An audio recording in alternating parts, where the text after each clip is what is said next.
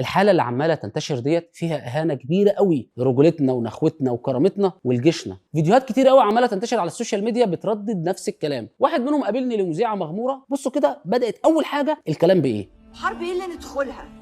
اما انتوا اتضايقتوا من شويه بصل غليوا وشويه بطاطس غليوا وشويه مش عارفه ايه غليوا، تدخلوا حرب واحنا بنحاول لسه عندنا في الصعيد عايزين ندخل ميه للناس وعايزين ندخل بيوت وعايزين نشيل البيوت الطين ونحط بيوت مسلحه وعايزين الناس تعيش حياه وعندنا ازمه اقتصاديه، نروح ندخل حرب؟ بصوا هي هنا لوت المنطق كده علشان تعرف توصل المعنى بتاعها، بغض النظر على انها بتعاير الناس بفقرها وان المفروض لما الحاجه تغلى عليهم ما يشتكوش ولا نسمع صوتهم، بس هي هنا ما سالتش نفسها هو مين اللي عمل الحاله الاقتصاديه الصعبه دي؟ مين المتسبب فيها؟ مين اللي مجوعنا وخلانا حتى لما يتضرب علينا صواريخ ما نقدرش نرد، ولا حتى نقدر نستخدم حقنا السيادي في اننا ندخل ازازه ميه ونحميها لاهلنا في غزه مع ان ده حقنا؟ تفتكري مين؟ تيجي نحاسبه؟ مش موضوعنا يا جماعه. ثم ايه علاقه ده كله بان لما حد يجي يعتدي عليا ويهني ما ردش عليه؟ تخيلي كده مثلا واحده بتقول لجوزها بص جارنا عمال يعكسني ازاي؟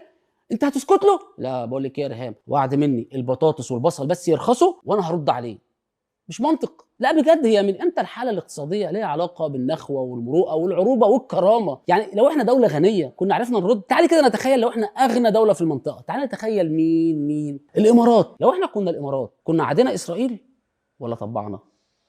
وهي هنا ما اكتفتش بفشخ المنطق، لا كملت. يعني احنا دلوقتي زعلانين على الفيديوهات اللي بتظهر فيها العيال بتعيط واطفالنا بتعيط وبتاع، فبدل ما نموت اللي في غزه نموت اللي في غزه وفي مصر وفي الاردن. ولو الجزائر والمغرب اتدخلوا هيبقى مصر وغزه والاردن والجزائر والمغرب. اي حد هيقرب من اسرائيل هياخد قلمين ويمشي. منتهى عدم التقدير والثقه في الجيش المصري. وانت ليه بتقللي من هيبه الجيش المصري كده؟ معقول ما عندكيش في اي ثقه كده؟ تعرفي ان اللي اتعمل في جيش الاحتلال الاسرائيلي في 7 اكتوبر واسقاط هيبته بالشكل ده ما يجيش ربع كتيبه من الجيش المصري؟ بجد ايه المنطق اللي عمال ينتشر ده ان انا بس اتضرب من العدو وما افتحش بقي؟ محدش كلمك قبل كده عن النخوه والمروءه والكرامه والعزه؟